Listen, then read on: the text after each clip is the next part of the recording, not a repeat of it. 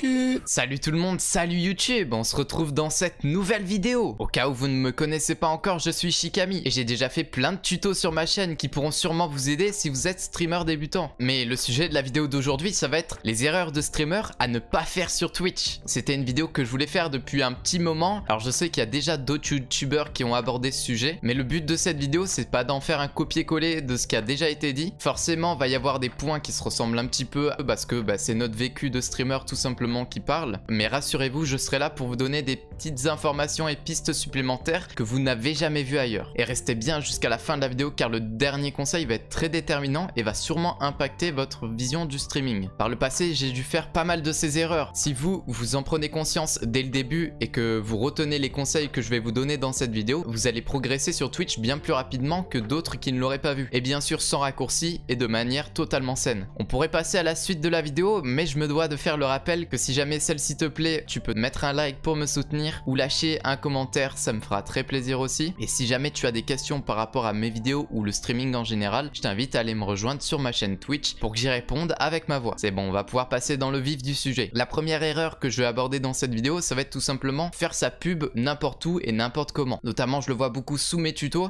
Non les gars, ce n'est pas l'endroit pour faire la pub de votre chaîne Twitch. Ça se fait tout simplement pas. Dites-vous que s'il n'y a pas un channel Discord par exemple dédié ou que le streamer youtubeur ne l'a pas demandé ou autorisé, c'est que vous n'avez pas le droit de faire de la promotion pour votre chaîne. En plus de ça, c'est pas vraiment utile, personne va cliquer sur votre lien ou alors le peu de personnes qui vont cliquer, ils vont sûrement pas se follow à votre chaîne. Parce que de une, voir quelqu'un qui met sa pub partout sous toutes les vidéos YouTube ou dans les lives des autres, ça donne pas envie d'aller voir et ça montre tout simplement juste à quel point vous êtes désespéré pour essayer d'avoir un peu plus d'audience. Mais ne vous inquiétez pas, on verra d'autres erreurs qui, une fois corrigées, vous apportera de vrais followers et vous aidera à bâtir une communauté solide. Donc je vous en supplie, arrêtez de mettre le lien de votre chaîne Twitch chez les chaînes des autres, ça ne sert à rien. Cette fois-ci, la deuxième erreur qu'on va pointer du doigt, c'est de ne pas soucier de sa couverture. Car sur internet, vaut mieux avoir une bonne couverture de page pour être facilement reconnaissable et marquer les esprits. Donc sur votre chaîne Twitch, essayez de faire attention à votre image de profil, à votre bannière et à vos overlays. Essayez de vous démarquer et de créer votre propre direction artistique. Évidemment, ne faites pas trop compliqué si jamais ça ne vous ressemble pas ou que vous en êtes tout simplement pas capable. Des fois, simple, c'est tout aussi efficace. On va me dire, ouais mais l'apparence de la chaîne, ça fait pas tout le contenu non plus. Évidemment, mais ça en fait quand même partie. Donc gardez à l'idée qu'il faut avoir une couverture qui donne envie d'aller voir vos streams. La troisième erreur qu'il faut absolument éradiquer, c'est regarder son nombre de viewers en plein stream. Croyez-moi, c'est une très mauvaise idée de le faire. Alors oui, on est un petit peu tenté. Concrètement, ça va servir à rien à part vous plomber le moral si jamais vous voyez que le compteur est à 0. Donc partez du principe qu'il y a toujours quelqu'un sur votre live, même si ce n'est pas réellement le cas. Comme ça vous permettra de rester regardable. Souvent, quand on a 0 viewer, on se dit que ça vaut pas la peine de parler. Pourquoi je parlerais s'il y a personne? Et non, un streamer, ça se doit d'animer son live quoi qu'il arrive, même s'il y a 0 ou 1000 viewers. Croyez-moi, même si vous parlez quand il y a personne, au bout d'un moment, il y a forcément quelqu'un qui va arriver sur votre page de chaîne et c'est peut-être le fait de parler en continu ou d'animer son stream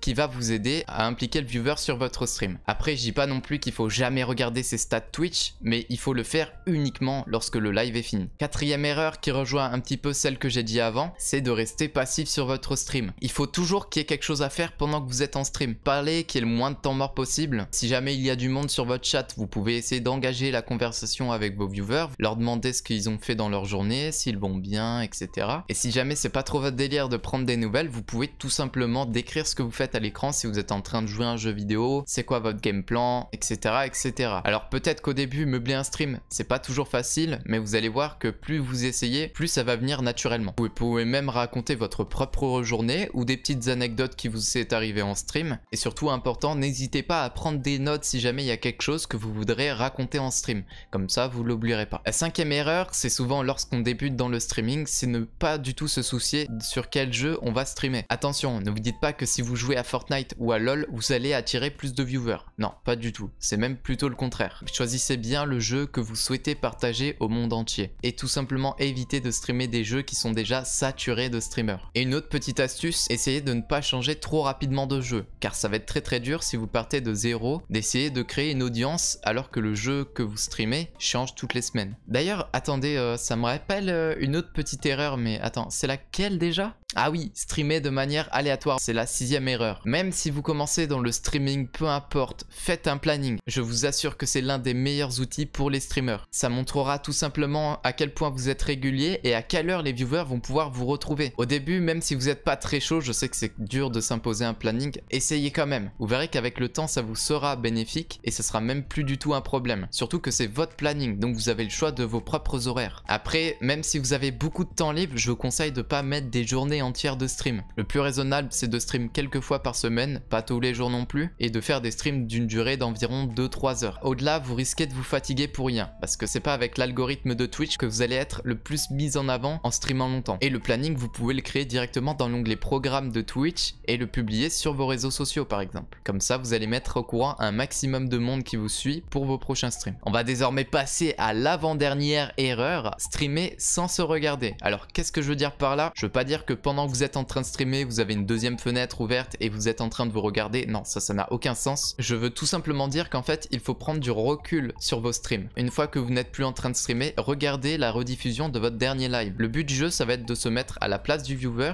et de se poser la question, est-ce que ça me plairait de regarder ce stream si c'était pas moi? Je vous assure que se remettre en question et être honnête avec soi-même, ça sera votre meilleure ligne de conduite pour progresser. Et d'ailleurs, ça peut s'appliquer sur n'importe quel autre domaine que le streaming aussi. Mais attention, ne soyez pas trop pressé non plus. Évidemment, si vous débutez et que vous n'êtes pas trop préparé, vous n'aurez pas la meilleure des qualités. Et par exemple, ça sert à rien de vous ruiner avec un appareil photo ou une Go XLR. Faites avec ce que vous avez, avec vos propres moyens. Pareil pour ce qui s'agit de l'animation, si vous êtes dans vos premiers streams, vous n'allez pas être très intéressant à regarder. Mais petit à petit, en regardant ce qui ne va pas chez vous ou ce qui ne va pas sur votre live, vous pourrez éliminer ces problèmes un par un. Donc regardez votre propre contenu afin de l'améliorer. Et là, on va passer à la dernière erreur. Et c'est sans doute l'erreur à laquelle le moins de gens pensent, car il faut un petit peu réfléchir. Il s'agit de ne pas savoir pourquoi streamer. Alors quand je dis ça, c'est parce qu'il y a des gens qui veulent juste découvrir le stream, ils n'ont jamais tenté de leur vie et ils se sont dit ils veulent essayer. Il y en a d'autres qui veulent juste streamer occasionnellement parce que ça leur plaît tout simplement, mais ils n'ont pas pour but d'en vivre. Du coup, ils n'ont pas trop de pression avec combien de personnes les regardent ou non. Par contre, si vous commencez à prendre le stream sérieusement et que vous voulez en faire votre métier, il faut s'organiser en conséquence, ne pas lâcher prise et être très patient, croyez-moi. Mais rassurez-vous, je vais pas vous donner juste un conseil bateau comme ça, je vais vous donner quelques pistes supplémentaires. Et à mon avis, ça pourra vous orienter sur quel genre de streamer vous voulez être sur le long terme. Personnellement, en regardant beaucoup de chaînes et en les analysant un petit peu, j'ai constaté 3 grandes catégories de streamers qui ont réussi à en vivre. Et on va commencer avec la première et ça va être tout simplement la catégorie des streamers qui réussissent à se développer sur d'autres plateformes que Twitch, notamment grâce à YouTube ou bien TikTok ou même d'autres. Donc en fait, tout simplement, leur communauté Twitch vient principalement de leur communauté d'autres plateformes. Évidemment, il faut avoir une communauté sur ces autres plateformes et du coup, il faut faire un contenu adapté à celle-ci. Genre par exemple moi là je suis en train de faire des vidéos tuto sur YouTube et ça a l'air de fonctionner. La deuxième catégorie de streamers qui réussissent, je dirais que ce sont les streamers qui jouent à des jeux de niche très régulièrement et qui n'ont jamais lâché le jeu depuis le début. Donc ces streamers se bâtissent une communauté autour de la communauté d'un jeu. Et il y en a qui arrivent plutôt rapidement. Mais pour ça il faut trouver le bon jeu et du coup ils en sont extrêmement dépendants. S'ils s'arrêtent de streamer le jeu en question pour un autre, forcément une bonne partie de la communauté du streamer ne sera pas présente. Et la troisième catégorie de streamers qui ont pour moi le plus de chances d'en vivre, c'est ceux qui font des collaborations et des projets avec d'autres streamers ou d'autres groupes de personnes, car ils se font connaître petit à petit grâce à la communauté et la notoriété des autres. Souvent ce genre de streamers, ce sont ceux qui sont le plus entreprenants et qui ont le moins peur de l'inconnu. Évidemment j'ai fait des catégories très différentes, mais rien ne vous empêche d'être les 3 à la fois. Ça peut être encore plus bénéfique pour vous. Par contre je suis incapable de vous dire laquelle des 3 est la meilleure. Ça dépendra intégralement de votre personnalité. Si vous êtes plutôt extraverti et entreprenant, évidemment vous serez plus un streamer à projet et à collaboration. Par contre si vous êtes très passionné d'un jeu en particulier et que vous êtes sûr de ne jamais le lâcher, vous serez peut-être plus la deuxième catégorie de streamer.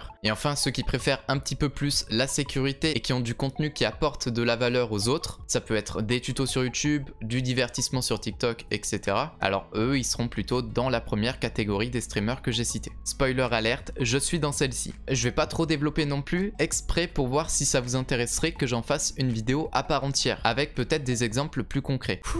On a beaucoup parlé, mais je pense qu'on est enfin venu à bout de ces erreurs. Voilà, désormais cette vidéo est terminée. Si jamais elle t'a plu, je t'invite à liker, le commentaire, à t'abonner si c'est pas encore déjà fait. Tu connais les bails. Et je t'invite aussi par la même occasion à faire un petit tour sur ma chaîne Twitch. T'inquiète pas, je fais pas que du gaming. J'ai aussi une petite émission en rapport avec le streaming. Et enfin, j'espère que cette vidéo vous aura été plus claire sur les erreurs qu'il ne faut pas commettre en tant que streamer sur Twitch. Je fais pas durer l'outro plus longtemps. Je vous laisse là. Des bisous tout le monde. À la prochaine. Restez gentils et ciao!